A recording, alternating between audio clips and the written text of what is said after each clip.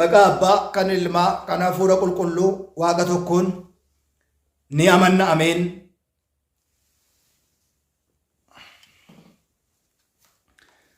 Kabajamootaa fi jaalatamootaa maatiiwwan Waaqayyoo, Waaqayyoon kan jaalattan Waaqayyoo isiniin kan jaalatu hundumti keessan akkam jirtu, akkam yoo nageessanii, akkamiin turtanii, guyyaa har'aan immoo kan nu ga'e Waaqni keenya galannii fi ulfinni isaatiif haa ta'u.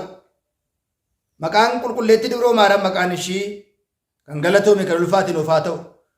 Qulqulloonni raajonni ergamoonni akkuma aamboo fi aangoo isaaniitti maqaan isaanii kan ulfaatan kan galatooman nuuf haa ta'an. Guyyaa har'aa kana dubbii sagalee Waaqayyoo barumsnoota keenya walitti fufinsaa kutaa 13ffaa waqtiin kunis waqtii fannoo Kiristoos jedhamee waan beekamuuf waqtii fannoo Kiristoos jennee waan kabajnuudhaaf waa'ee dubbii fannoo waliitiin ni ilaalla. Guyyaa har'aa kana awwaalamuu fannoo Kiristoos isa jedhu barnoota keenya kutaa 13ffaa waliitiin ni baranna jechaadha. Qulqullichi Maatiyos, Wangeela Maatiyos boqonnaa 10:26 fi Wangeela Luqaas boqonnaa 12 irratti akkana jedha.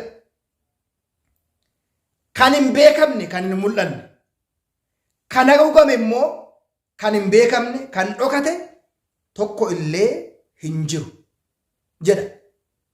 ማል ጀዳ የማይታወቅ የማይገለጥ የተከደነ የማይታወቅ የተሰወረ ምንም የለም። ከንም ቤከምነ ከንም ሙለን ከነጉቀም ሞ ከንን ሙለን ተሰለ hinjiru jedha. Wangeela Maatiyos boqonnaa 10:26 fi Luqaas 12 irratti dubbii sagalee Waaqayyoo kaa'amedha. Jechi kun maaliif dubbatame jennee gaafa ilaallu fannoo Kiristoosiitiin dabiinsaatiin jal'inaatiin hojii isaa akka inni dhaabuutiin lafa qotanii awwaalanii balleessineerra yaadannoon fannoo hafeera jedhamee xumuranii isaan deeman kana wanti dhugaan lafa qofforree yoo awwaal boolla gadi fagoo keessa yoo goone dhugaan awwaalamtee hafuu akka isheen hin dandeenye karuma kamiin iyyuu dhugaan ifa ba'uu akka isheen dhokachuu hin dandeenye akka isheen guyyaa ishee eeggatte ifa baatu seeraa kana irratti ilaalla jecha. Haguugamee kan mul'achuu hin dandeenye, haguugamee mul'achuu beekamuu kan hin dandeenye tokko illee hin jiru jedha. Waa'ee awwaalamuu fannoo Kiristoos irratti gaheen Ayihudootaa dhugaa awwaaluudha. Ilaalaa. Har'as namoonni danuun dhugaa namaa qarshiin awwaalan baay'ee isaaniitu jiru jecha. Maarrega awwaalamuun fannoo Kiristoos Ayihudoon fannoo isaa qulqulluu fuula isaaniitti fuuldura isaaniitti dinqiiwwan garaagaraa mallattoowwan garaagaraa raawwachuu isaa arguudhaan amanuu dadhabanii amanuu irra caalaa immoo ganuu fannoo maqaballeessuu. Fannoon mukaadha akkuma shakkitoota bara keenya keessaa fannoon mukaadha, fannoon sibiiladha, fannoon nu fayyisu, fannoon humna hin qabu, baanneen deemnu muka gurbatti baattee deemta maaloo taatee jira akkuma jedhamu dinqii fannoo Kiristoos hojjetu ilaalanii itti amananii itti fayyuudha caala fannootiif maqaan taane kennu, fannootiif diina ta'u, fannoo qoffuranii yookiin immoo lafa qotanii awwaaluu isaan irratti mul'achaa ture. Egaa dursee gooftaan keenya gidduu isaaniitti jireenyaan gaafa lubbuun deddeebi'aa ture, fooniin deddeebi'aa ture, warra dhibaman fayyisaa, warra du'an du'a keessaa kaasaa,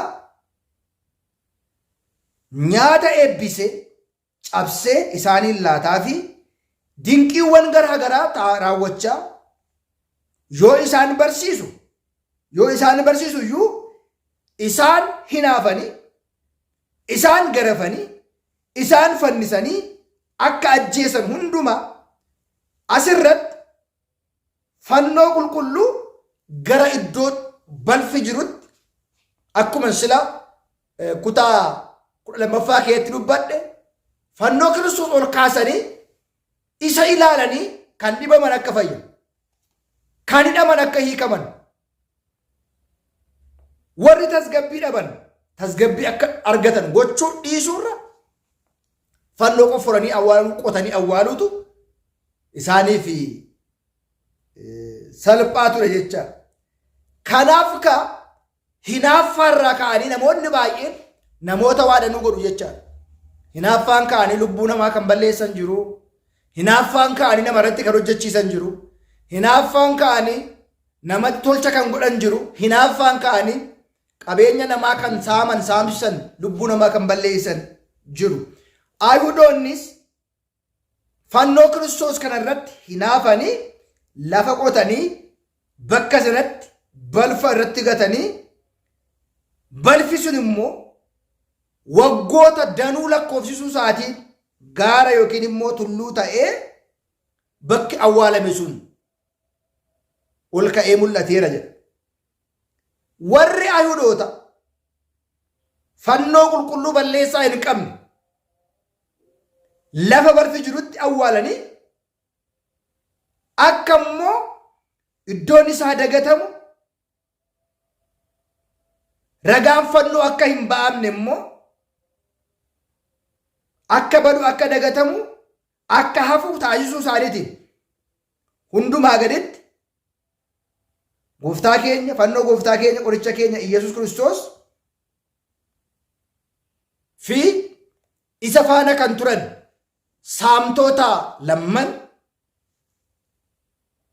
isaanis Fiyaataawii Zayamaan Fayaataawii Zatsaggaam kan jedhamu waliin kan Kiristoos waliitiin kan saamtota lamman Fayaataawii Zayamaanii fi Fayaataawii Zatsaggaam waliin walitti qabanii isaan kan itti fannifaman kana irratti fannoowwan kana wal faana hiriirsanii wal irratti ida'anii erga isaan awwaalaniin booda magaalaa sana keessaa balfa haramu balfoota haraman gubbaa gubbaatti naqanii kana bira darbaa immoo labsiin ba'e lafa akkasii bakka akkasii kanatti geessaa balfa gataa jedhanii ajaja dabarsuudhaan hanga inni gaara yookiin tulluu fakkaatutti balfa garaagaraa isa nuti qoshaashaa jennu jechaadha afaan Amaariffaatiin akka haguugamu taayisaniiru jedha. Laalaa namni dhugaa hojjechuudhaaf ammam inni awwaaluudhaaf ammam inni akka ni dadhabu laalaa. Namni baay'een dhugaa awwaaluudhaaf dhugaa dhoksuudhaaf ammam akka inni gatii baasu ilaalaa.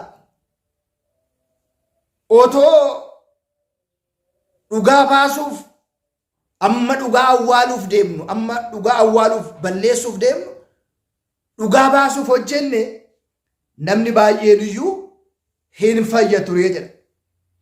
Bifa kanaatiin waggaa 200 ol ilaalaa waggaa 200 ol baay'ee kan nama dinqu immoo akkamitti dhugaan waggaa 200 ol awwaalamtee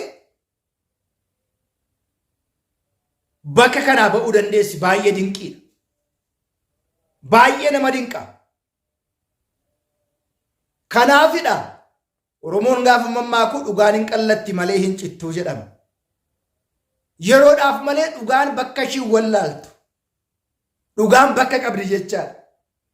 Kanaatiin booda waggaa 200 ol kan lakkoofsise walitti aansee dhaloota danuu dabarsuudhaan dagatamaa bakki isaa immoo hirraanfatamaa badaa deemuudhaan alatti kan yaadatu dhaloonni amma dhabamutti hojii akkasii hojjetaniiru jecha. Ayhudiin kana raawwachuun isaanii warreen ayhudootaa kana taasisuun isaanii beekaan biyya Itoophiyaa qulqullichi Yaareed masqal መልዕልተ ኩሉ ነገር jedheetu kaa'a jechaadha. Maal jechaadha? Fannoon hundumaa olidha jechuudhaan masqal መልዕልተ ኩሉ ነገር jedha. Fannoon hundumaa olidha. Maaliif hoo jettan? Humna Kiristoostu irra jira. Dhiiga Kiristoositu isa qulqulluutti irratti dhangala'e. Foon Kiristoositu irratti cite agartanii. Kanaafidha fannoon hundumaa ol ta'e waggaa 200 ol lakkaa'ame dhaloonni darbee dhaloonni gaafa bakka bu'u namni sadaqatu namni isa yaadatu hanga dhabamuutti gahuu isaatiin fannoon hundumaa olidha jedhee dubbii fannoo Kiristoosiin kan walirraa hin kunne humna Waaqayyoo kan itti mul'atu ta'uusaa hubachuu dhabuu isaaniitiin immoo jarreen gochaa kana raawwataniif ibsa yookiin immoo hubachiisa kan kennudha jedha. Haa ta'u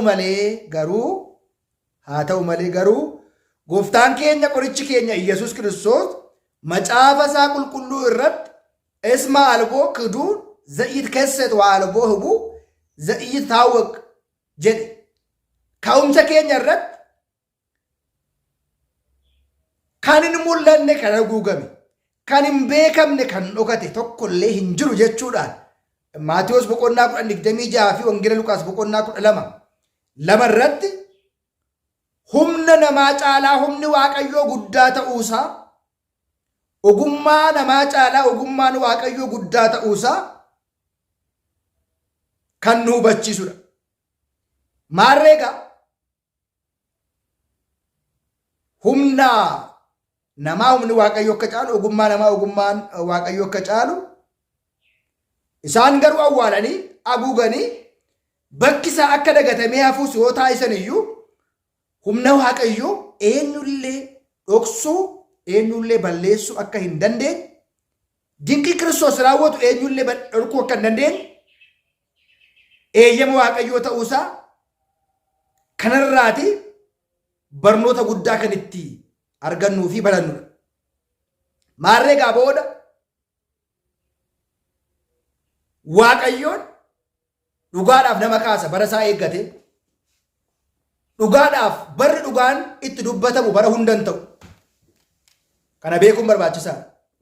Bara tokko dhugaan awwaalamee dhokatee taa'uu danda'a. Garuu saniin booda akka dhokatetti immoo garuu dhugaan akka namni immoo asirraati barachuun barbaachisaadha. Maarreegaa fannoon Kiristoos waggoota kana lakkoofse eeyyama Waaqayyootiin akka ba'uu fi Qoosxinxinoos qulqulleetti illeeni dubbii barbaaduu fannoo Kiristoosiin fi argamuu isaa ta'uu taasisuudhaan nama isaa kaafatee yookiin immoo nama isaa kaawwatee jedha. Kutaa 10 walitti deebinaa kan nu barsiisu.